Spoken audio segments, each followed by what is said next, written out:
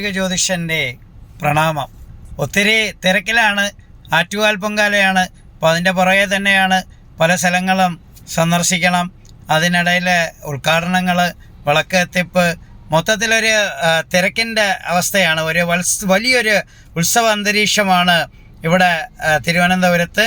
ഇപ്പോൾ സ്വാഭാവികമായിട്ട് ഇന്നലെ മുതൽ അതിൻ്റെ പരിപാടികൾ ആരംഭിച്ചു. പല സ്ഥലങ്ങളിലും വിളക്ക് എത്തിക്കുന്ന പരിപാടികളാണ്. ഇപ്പം നാളെ ഒരു 13 സ്ഥലത്തോളം വിളക്ക് എത്തിക്കാൻ പോകണം. എല്ലായിടവും എന്നെയാണ് അവർ ഗസ്റ്റായിട്ട് ക്ഷണിച്ചിട്ടുള്ളത്. സ്വാഭാവികമായിട്ട് ആ സ്ഥലങ്ങളെല്ലാം സന്ദർശിക്കണം. എല്ലായിടും എത്തിച്ചേരാൻ പറ്റുമെന്ന് എനിക്ക് തോന്നുന്നില്ല. എല്ലാവരും 6 മണി 7 മണി അങ്ങനെയുള്ള സമയത്തിലാണ് വെച്ചേക്കുന്നത്. 5 മണി മുതൽ വിളക്ക് കത്തിപ്പ് തുടങ്ങും. തിരുവനന്തപുരം കോടതിയുടെ അവിടെ നിന്ന്, വഞ്ചൂർ കോടതിയുടെ അവിടെ നിന്നാണ് വിളക്ക് കത്തിപ്പ് ഞാൻ സ്റ്റാർട്ട് ചെയ്യുന്നത്. അവരാണ് 5 മണിക്ക് വിളിച്ചിരിക്കുന്നത്.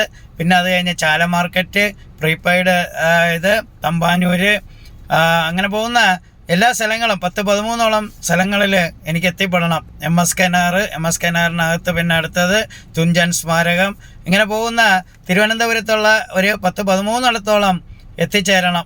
ഓട്ടമായിരിക്കും. അപ്പോൾ സ്വാഭാവികമായിട്ട് ശരിക്കും പറഞ്ഞു കഴിഞ്ഞാൽ നാളെ വൈകുന്നേരം തൊട്ടാണ് എല്ലാ സ്ഥലങ്ങളിലും ഉത്സവം ആരംഭിക്കുന്നത്.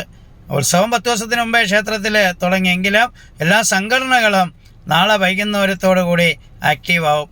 അപ്പോൾ ഈ ബിംബം വെച്ചിരിക്കുന്നിടത്താണ് എല്ലായിടവും പോയി വിളക്ക് കത്തിക്കേണ്ടത്. സ്വാഭാവികമായിട്ട് ഞാൻ വലിയ തിരക്കിലാണ്. അത് എല്ലാവർക്കും മനസ്സിലാവും എന്ന് വിചാരിക്കുന്നുണ്ട്. ഇനിയിപ്പം 23, 24, 25 പൂർണ്ണമായും ആറ്റുകാൽ ദേവീക്ഷേത്രവുമായിട്ട് ബന്ധപ്പെട്ടിട്ടുള്ള ആക്ടിവിറ്റീസിലായിരിക്കും. അപ്പോൾ അതുകൊണ്ട് എൻ്റെ അടുത്ത് വരുന്ന ആൾക്കാരെല്ലാം 26-ാം തീയതിക്ക് ശേഷം 27-ാം തീയതി തൊട്ട് എന്നെ കാണാൻ പറ്റുള്ളൂ.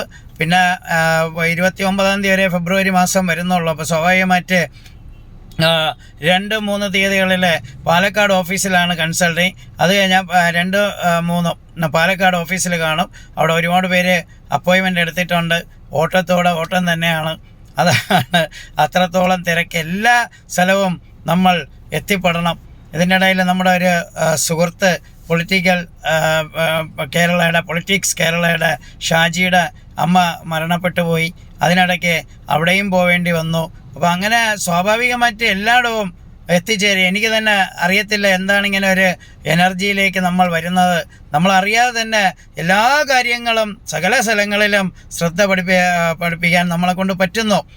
പോരാത്തതുകൊണ്ട് കുറേ പാവങ്ങൾക്ക് മുണ്ടും നേരിയതും കൊടുക്കണം, അന്നം കൊടുക്കണം. അപ്പോൾ ഇങ്ങനെയൊക്കെ ഉള്ളത് ശരിക്കും പറഞ്ഞാൽ എൻ്റെ മഹാദേവൻ ലോകത്ത് ചെയ്ത കാര്യങ്ങളുടെ ഒരംശം എന്നെക്കൊണ്ട് ചെയ്യാൻ സാധിക്കുന്നതിൽ വളരെയധികം സന്തോഷമുണ്ട്. അത് മഹാദേവൻ തരുന്ന കരുത്താണ്.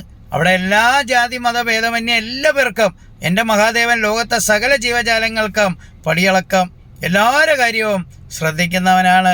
ഒരു ദിവസം പാർവതി ദേവി മഹാദേവനെ പരീക്ഷിക്കാൻ ശ്രമിക്കും. ഒരു എറമ്പിനെ പിടിച്ച് ചെപ്പിൽ പാർവതി ദേവി ഒളിച്ചു വയ്ക്കും. എന്നിട്ട് ഭഗവാനോട് ചോദിക്കും, അങ്ങ് സകല ജീവജാലങ്ങൾക്കും പടിയളന്നോ എന്ന് ചോദിക്കും. അപ്പോൾ മഹാദേവൻ പറയും, നാം ഭൗതി എല്ലാ പേർക്കും പടിയളന്ന് കഴിഞ്ഞല്ലോ എന്ന് പറയും. ഇല്ല, അങ്ങ് ഒരാൾക്ക് പടിയളക്കാൻ മറന്നുപോയി എന്ന് പാർവതി ദേവി പറയും. ഇല്ല, അങ്ങനെ സംഭവിക്കില്ല. സകല ജീവജാലങ്ങളെയും തുല്യനായി കണ്ടുകൊണ്ടാണ് ഞാനത് ചെയ്യുന്നത്. എല്ലാ പേർക്കും അന്നം ഞാൻ പടിയളക്കും ദിവസവും. ദേവി അങ്ങ് പോയിട്ട് വന്ന് ആ ചിപ്പ് മഹാദേവൻ്റെ മുമ്പ് കൊണ്ട് ആ ചെപ്പ് തുറന്നപ്പോൾ അതിനകത്തൊരു എറമ്പിനെ പിടിച്ചു വച്ചേക്കാണ്. എന്നിട്ട് ദേവി നോക്കുമ്പോൾ ആ എറമ്പിൻ്റെ ഫ്രണ്ടിൽ ഒരു അരി. അപ്പോൾ ദേവി അമ്പരന്ന് പോവും. മഹാദേവന് വണങ്ങും ദേവി. അപ്പോൾ അതുപോലെ എൻ്റെ മഹാദേവൻ സകല ജീവജാലങ്ങൾക്കും പടിയളക്കുന്നവനാണ്. സകലരെയും തുല്യരായി കാണുന്നവനാണ്. ആരടുത്തും ഒരു വെറ്റിത്തിരിപ്പില്ല. സ്വാഭാവികമായിട്ട് ദീക്ഷ എടുത്ത ഞാനും അങ്ങനെ തന്നെയാണ്. എന്നാൽ കഴിയുന്ന സഹായങ്ങൾ എല്ലാ പേർക്കും ചെയ്യും. എല്ലാ പേർക്കും കൊടുക്കാൻ സാധിക്കില്ല എങ്കിലും അത് കൊടുക്കും. ഞാൻ പറഞ്ഞല്ലോ, ഒരു ഭക്ത 5 പാക്കറ്റ് അരി കൊണ്ടു തന്നു. അത് അന്നദാനത്തിനായിട്ട് എല്ലാ സ്ഥലങ്ങളിലും കൊടുത്തു കഴിഞ്ഞു. ബാക്കി പിന്നെ 100 കണക്കിന് സ്ഥലങ്ങളിൽ ഞാൻ എൻ്റെ കൈകൊണ്ട് ആ കാശ്, എൻ്റെ അധ്വാനത്തിൻ്റെ ഫലമായിട്ടുള്ള കാശുകൾ എല്ലാ പേർക്കും കൊടുത്തു. അവിടെ ഉത്സവം വളരെ ഗംഭീരമായിട്ട് തന്നെ നടക്കുകയാണ്. ലക്ഷക്കണക്കിന് അമ്മമാരാണ് ഇവിടെ എത്തിച്ചേരുന്നത്.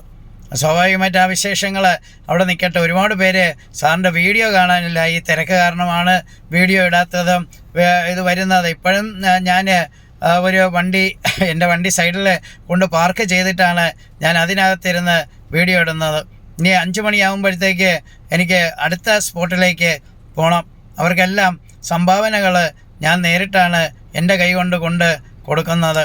അപ്പോൾ അവർക്ക് ഒരുപാട് ചിലവും കാര്യങ്ങളൊക്കെ ഉള്ളവരാണ്. സ്വാഭാവികമായിട്ട് ഈ തിരക്കിനിടയിലും നിങ്ങളെ കാണാൻ വേണ്ടി, അല്ലെങ്കിൽ എന്നെ ഇഷ്ടപ്പെടുന്നവരെ കാണാൻ വേണ്ടിയാണ് ഞാൻ ഈ വീഡിയോയിൽ വന്നത്. നിങ്ങൾക്കെല്ലാ പേർക്കും കലിയുഗ ജ്യോതിഷൻ്റെ നന്ദി, നമസ്കാരം, പ്രണാമം. ഒരുപാട് പേര് പറഞ്ഞു എന്തെങ്കിലും 2 വാക്കെങ്കിലും സാറ് പറയും. അങ്ങനെയുള്ള ആൾക്കാരുണ്ട്. എൻ്റെ വീഡിയോ അല്ലെങ്കിൽ ഞാൻ എന്നെ കണ്ടാൽ തന്നെ അവർക്ക് ആത്മധൈര്യം ഉണ്ടാകുന്ന കുറേ ആൾക്കാരുണ്ട്. അവർ അങ്ങനെയാണ് പറയുന്നത്, ഞങ്ങൾക്ക് സാറിനെ കണ്ടാൽ ഭഗവാനെ ദർശിക്കും പോലെയാണ് എന്നാണ് പറയുന്നത്. എല്ലാ പേരും ക്രിസ്ത്യാനികളും മുസ്ലിങ്ങളും ഹിന്ദുക്കളും ഒത്തൊരുമയോടുകൂടി അങ്ങനെയാണ് പറയുന്നത്. അവർക്കറിയാം സന്തോഷ് സാറ് എന്താണ് എന്ന് അറിയാം. അപ്പോൾ അത് അവർ സ്ഥിരമായിട്ട് വീഡിയോ കാണുന്നവരും, അല്ലെങ്കിൽ എൻ്റെ അടുത്ത് വന്നിട്ടുള്ളവരും, അല്ലെങ്കിൽ എന്നിൽ നിന്നും ആ ഒരു സ്നേഹം കിട്ടിയിട്ടുള്ളവരും ഒക്കെ ആയിരിക്കും.